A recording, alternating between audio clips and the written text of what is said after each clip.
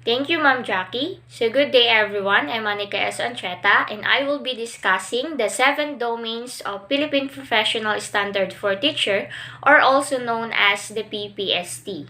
So, the PPST has 7 domains, which consists of 37 strands that teacher must apply in order to become more equipped and effective. So, now let's start with the first domain. Domain 1, Content Knowledge and Pedagogy. It consists of 7 strands. When we say content knowledge, or the domain 1, it is all about the mastery of the topic. It focuses on how teacher transform the knowledge into something that a student can learn. And that is through activities, lesson planning, and teaching strategies. So number 1 is the content knowledge and its application within and across the curriculum areas. So teacher should know well that the ideas or the topic that she or he will be imparting to student. Dapat alam mo yung itinuturo mo at naiintindihan mo yung connection ng bawat lesson. Number 2, research-based knowledge and principle of teaching and learning. Teacher should not only rely on the module or books. Teacher should be more explorer. Dapat nagre-research ka pa ng maraming kaalaman or ideas about sa lesson na ituturo mo. Number 3, positive use of ICT. So teacher should know how to use computer to make learning convenient. Number 4, strategies for promoting literacy and numeracy. Number 5, strategies for developing critical and creative thinking as well as other higher order thinking skills. So, teachers should think an activity that promotes literacy and numeracy as well as higher thinking skills. Like, for example, application of what students learn. So, through that, it requires higher thinking skills ng mga bata. So, magpapagawa ka ng mga activities na talagang pag-iisipan at gagana ang utak ng mga bata. Number 6, Mother Tongue, Filipino and English in Teaching and Learning. Number 7, Classroom Communication Strategies. So, teachers should use different languages so that the student can learn more. And teacher must be responsive to student. Dapat maayos yung pakikitungo mo, maayos yung gesture mo when you are talking with them, at dapat alam mo sagutin yung mga katanungan ng estudyante mo. So, through that, magkakaroon kayo ng good communication and relation. Domain 2, Learning Environment. This domain consists of 6 strands. The first one is the learner safety and security.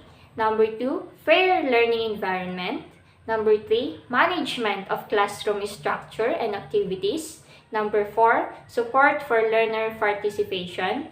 Number 5, promotion of purposive learning. And the last one, the management of learning behavior.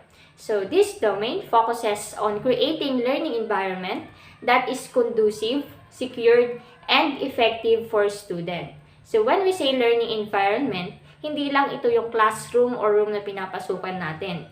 It also includes the behavior and attitude as well as how you handle your student. So in order to have effective learning environment, we have to respect the diversity of each student. Siyempre, when we are inside the classroom, we encounter different people, we encounter different students, at meron tayong pagkakaiba-iba in terms of belief, religion, na itsura, at meron tayong strength and weaknesses that we need to respect in order to have healthy environment.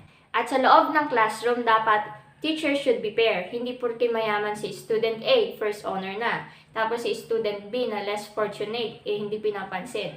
So dapat, we have to make sure that there is a equal treatment and fairness in our classroom. Next, Domain 3, Diversity of Learners. This domain consists of 5 strands. First, learners' gender, needs, strength, interests, and experiences. Number 2, learners' linguistic, cultural, socioeconomic, and religious backgrounds. So, teachers should know the personal information of each student about the strength, weaknesses, interests, needs, and culture because it will help teacher to know how to handle each student. at para maging aware din ang mga teacher para maiwasan magpagawa ng mga activities na against sa culture and religion ng mga bata. Number 3, learners with disabilities, giftedness, and talents. Number 4, learners in difficult circumstances. And the last one, learners from indigenous group. So, teachers should have consideration especially to students with disabilities. And teachers should know how to handle the students who are in the difficult situation, like students who are suffering from anxiety or depression. Dapat alam mo rin how to motivate them to lessen their problem. Domain 4, curriculum and planning. It consists of 5 strands.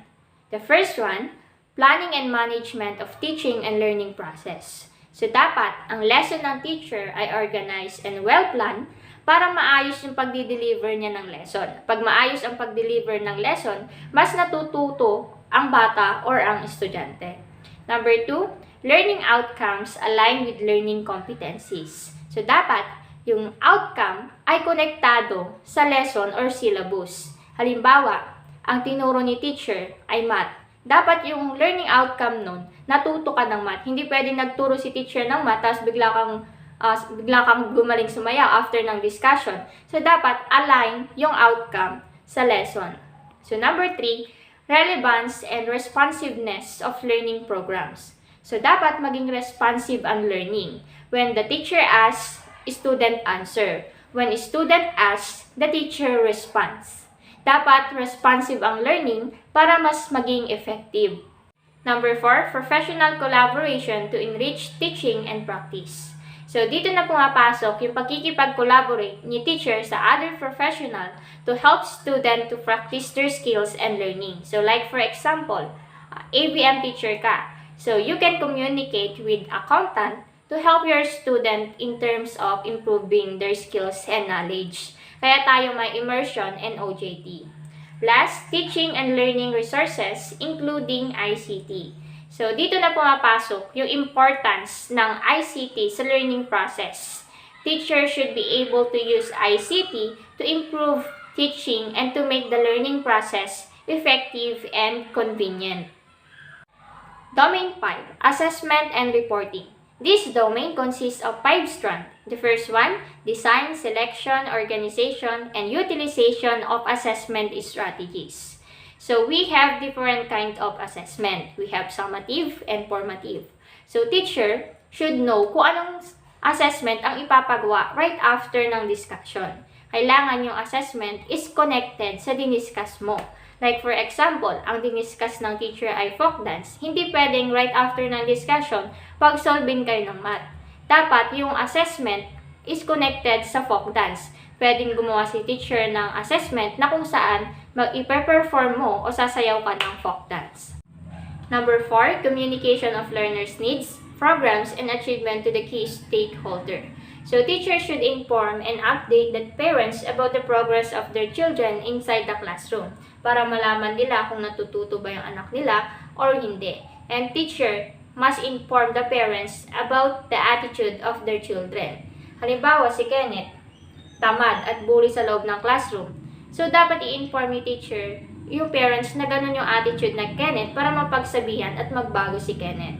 And the last one, the use of assessment data to enhance teaching and learning practices and program. So, teachers should use the result of assessment or record to enhance the learning. Di ba, pag nalaman ni teacher na mababa yung nakuha ng estudyante, gagawa siya ng panibagong strategies para mas matuto ang estudyante at para mas effective yung learning. Domain 6, community linkages and professional engagement. This consists of 4 strands. The first one, establishment of learning environment that are responsive to community context. So, make student involved in the community. Dapat may connection din yung student sa community. Like magpapagawa si teacher ng isang activity that requires the information from the people within the community like questionnaire, surveys, and Q&A. Number 2, engagement of parents and the wider school community in the educative process. So, dapat magkaroon ng involvement ang mga people in the community sa school. Kagaya ng mga nurses, nagpapapiling sila. Kagaya ng mga barangay worker, minsan sila yung mga nagpapacilitate sa mga programs sa school. At dapat, ang mga parents ay marunong makipag-participate, lalo na sa mga meeting or programs na kailangan ng parents' involvement.